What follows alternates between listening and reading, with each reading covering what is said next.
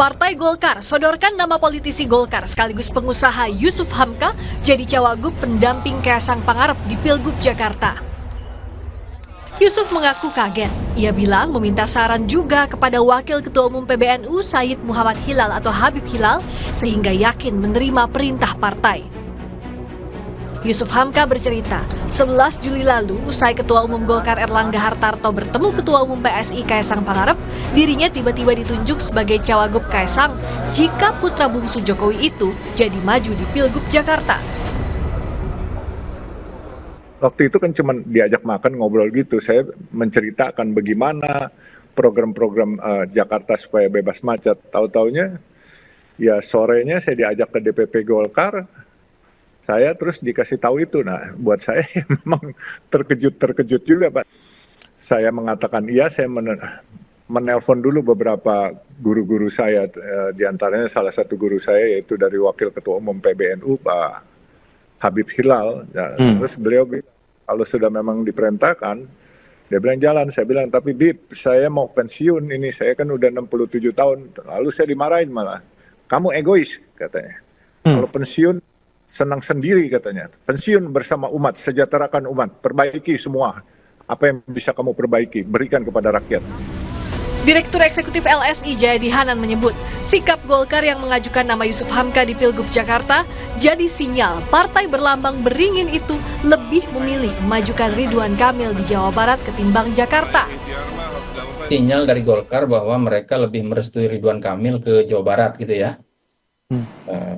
Pertama itu. Yang kedua, itu lalu Golkar kemudian karena ada kemungkinan Kaisang yang maju, Golkar tampaknya mengalah lagi gitu.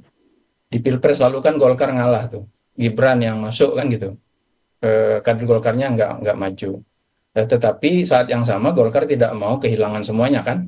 Golkar belum menyodorkan nama untuk minimal jadi wagub. Dan itu nama Pak Yusuf Hamka yang muncul. Namun hingga kini belum ada kepastian Koalisi Indonesia Maju mengusung nama Kaisang dan Yusuf Hamka. Sebelumnya, Partai Golkar melalui Sekretaris Jenderal Lodwig F. Paulus menuturkan, partainya menyodorkan Yusuf Hamka sebagai cawagup Jakarta karena dinilai mampu mengatasi masalah macet dan banjir di Jakarta. Tim Liputan, Kompas TV.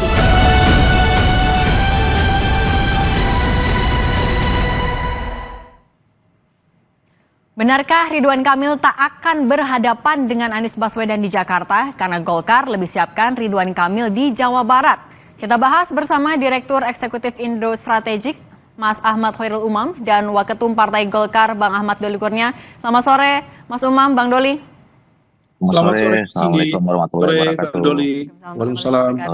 Bang Doli, kenapa sih sebenarnya Golkar mengajukan nama Yusuf Hamka? Jangan-jangan ini kode lagi ke Kim, kalau RK udah buat di Jabar aja?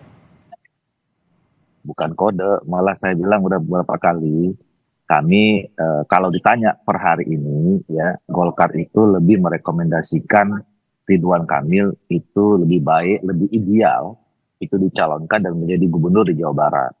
Kenapa? Nah, pertama alasan normatifnya begini, kita ini kan mencalonkan seseorang, tokoh ya di satu daerah itu kan kita berharap tokoh ini punya kebermanfaatan buat daerah itu. Daerah itu lebih maju, lebih berkembang, lebih baik dibandingkan sebelumnya gitu. Nah, kalau kita lihat dari alasan ini ya, Ridwan Kamil itu memang lebih tepat di Jawa Barat dibandingkan Jakarta. Kenapa? Approval ratingnya itu tingginya luar biasa ya, hampir 80%. Jadi artinya masyarakat Jawa Barat itu masih sangat menginginkan Ridwan Kamil untuk memimpin di periode yang kedua. Karena mungkin dianggap berhasil di periode pertama dan mungkin juga ada program-program yang perlu dilanjutkan yang belum tuntas yang dilakukan oleh Ridwan Kamil gitu. Nah, sementara kalau kita bandingkan dengan Jakarta yang sampai sekarang ya konstelasinya juga belum settle ya, kita belum tahu lawan kita siapa. Dan kalau dilihat yang kedua ya, tadi alasan pertama, yang kedua dari segi survei ya, kita lihat terakhir SMRC merilis ya bahwa dari sekian banyak lembaga survei ya dalam beberapa katakanlah 4-5 bulan terakhir ini, Ridwan Kamil itu elektabilitasnya tidak pernah turun di bawah 45%, ya. Bahkan sekarang naik menjadi 50. Di bawahnya itu Saudara Deddy Mulyadi di bawah setengah gitu. Nah, jadi artinya tentu kan ya semua partai politik ya atau gabungan partai politik dalam menghadapi pilkada itu judul besarnya kan ingin menang, ya. Nah, ini yang nanti saya kira harus kami yakinkan. Kenapa? Karena Golkar adalah bagian dari Koalisi Indonesia Maju. Tentu pembicaraannya juga pasti menyangkut soal bagaimana kebersamaan dengan Koalisi Indonesia Maju ini bisa tetap terjalin. Jadi kalau ditanya posisi Golkar, memang terakhir ini ya dengan 2-3 bulan terakhir kita melihat hasil survei, kita lebih merekomendasikan Ridwan Kamil itu di Jawa Barat dibandingkan di Jakarta. Oke, Mas Umam, kalau Anda membacanya kalau Ridwan Kamil memang udah buat di Jawa Barat, artinya kalau untuk di Jakarta, kan kita tahu nama yang masih kuat saat ini ada Anies Baswedan. Yang kira-kira kuat ngelawan Anies Baswedan siapa, Mas Umam? Pertanyaan sulit karena memang per hari ini yang cukup kompetitif untuk melakukan perlawanan secara seimbang di Jakarta salah satunya adalah Ridwan Kamil. Nah, kalau misal kemudian memang betul akhirnya kemudian ada upaya untuk mengarahkan Ridwan Kamil tetap di Jawa Barat, maka kemudian perlu dieksersis cepat dalam konteks Jakarta. Meskipun sebenarnya Jakarta sendiri relatif cukup mudah ya untuk dilakukan sosialisasi karena dari wilayah teritorialnya juga cukup mudah terjangkau, kemudian kemampuan masyarakat menerima informasi juga relatif lebih cepat. Tetapi tetap saja rumus elektabilitas itu akan tetap dipengaruhi oleh faktor popularitas dan juga acceptability. Nah, kalau misal kemudian dari sisi ini kemudian Koalisi Indonesia Maju masih meraba-raba, masih mencari alternatif, rasanya ini akan menjadi dua hal kemungkinan. Satu, Koalisi Indonesia Maju akan dipaksa untuk bekerja sangat keras untuk memenangkan pertarungan di DKI Jakarta. Dan yang kedua, ini menjadi peluang emas bagi Anies Baswedan dan lingkarannya untuk melakukan konsolidasi kekuatan politik yang semakin kuat untuk memenangkan pilkada nanti. Mbak Cindy. Oke, Bang Doli, tadi kata Mas Umam, lawannya kira-kira RK nih yang kayaknya kuat. Nah, tapi kalau di Kim gimana? Udah sepakatkah RK memang tidak akan di Jakarta atau sejauh mana? Belum, kan sampai saat ini kami belum juga memutuskan apa-apa. Ya, tadi kan kalau ditanya sikap Golkar seperti itu. Nah, dan beberapa kali juga pernah saya sampaikan, termasuk Ketua Umum, kita kan masih punya waktu ya, ada 40-an hari lagi. Saya kira kita manfaatkan saja 40 hari ini untuk melihat perkembangan, baik di Jawa Barat maupun Jakarta. Makanya sebetulnya munculnya nama Pak Kaisang, kemudian Pak Yusuf Hamka ini menurut saya bagus. Bahkan seminggu 2 minggu lalu saya katakan sebaiknya kita juga mempunyai beberapa alternatif ya. Nah, jadi jangan fokus hanya Ridwan Kamil aja di Jakarta atau Jawa Barat gitu loh ya. Jadi saya misalnya pernah sebutkan, jadi Gerindra itu. Jadi masing-masing partai politik yang ada di Koalisi Indonesia Maju ini yang munculkan saja nama-nama yang memang bisa nanti kita uji ya, kita exercise, kita simulasi, kita dapatkan responnya dari masyarakat melalui survei-survei berikutnya ya. Misalnya di Gerindra ada nama Ariza Patria, mantan wakil gubernur ya, ketua Gerindra Jakarta sekarang. Kemudian ada nama Budi Jiwandono yang kemarin pernah disebut-sebut, ada Bu Saras ya. Kemudian misalnya di PAN ada Eko ya, Eko Patrio. Kemudian di Demokrat ya mungkin bisa aja nama Ibas ya.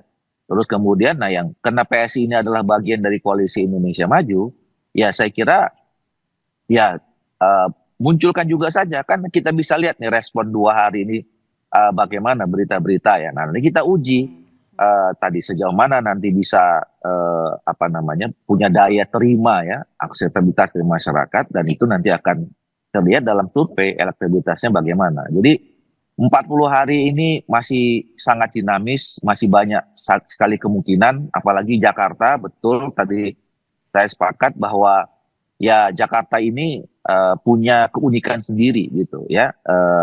Dia perkembangannya bukan day to day saja, second to second juga bisa berkembang. Contoh misalnya ya, kemarin PKS, siapa yang menduga tiba-tiba PKS munculkan Sohibul Imam, ya. Dan siapa juga yang menduga 2 hari kemudian Sohibul Imam dipaketkan dengan Anies Baswedan gitu loh. Nah, dan juga siapa yang menduga kira-kira ketika kita tiba-tiba PKB mengusungkan Anies Kaisang gitu misalnya. Ini artinya waktu 40 hari itu masih terlalu panjang kita untuk bisa melakukan berbagai exercise, berbagai simulasi yang nanti pada akhirnya buat Kim dan Golkar itu bisa mengambil keputusan yang cukup matang dengan berbagai simulasi itu. Oke. Oke, kalau Mas Umam melihatnya, siapa yang akhirnya lebih potensial untuk head to head nantinya? Apakah Kaisang yang anaknya Pak Jokowi atau RK sebenarnya yang juga sudah dapat restu dari Jokowi? Singkat saja Mas Umam.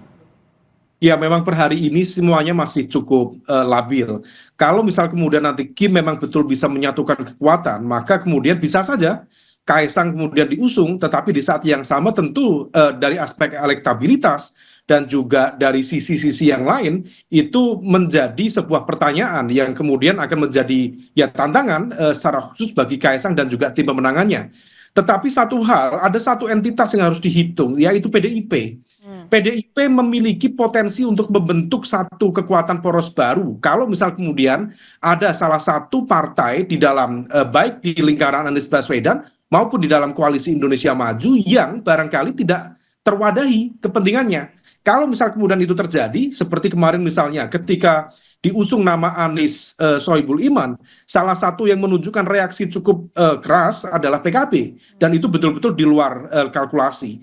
Kalau misal kemudian ternyata manuvernya bisa diambil sebagai sebuah celah bagi terbentuknya koalisi baru, maka bisa saja kemudian PKB merapat dengan PDIP, membentuk satu koalisi yang barangkali targetnya bukan target menang, tetapi memecah kekuatan, tetapi ketika masuk di putaran kedua, maka itu akan menjadi potensi penentu bagi kemenangan di Pilkada DKI nanti. Nah, situasi ini yang tampaknya per hari ini cukup labil, dan kita lihat perkembangan 30-40 hari ke depan, seharusnya dalam situasi yang singkat ini bisa cepat dilakukan simulasi dengan penetapan yang jauh lebih firm ke depan, Mbak Cindy. Oke, masih ada potensi poros baru ya menuju 40 hari pendaftaran. Terima kasih Wakil Ketua Umum Partai Golkar, Bang Doli, dan juga Direktur Eksekutif Indo Strategik, Mas Umam. Terima kasih, sehat selalu. Kompas Petang akan dilanjutkan usai jeda bersama dengan Cynthia Rompas. Ya, terima kasih Cindy. Saudara, informasi lainnya di Kompas Petang, diantaranya Dewan Pertimbangan Presiden akan kembali dihidupkan.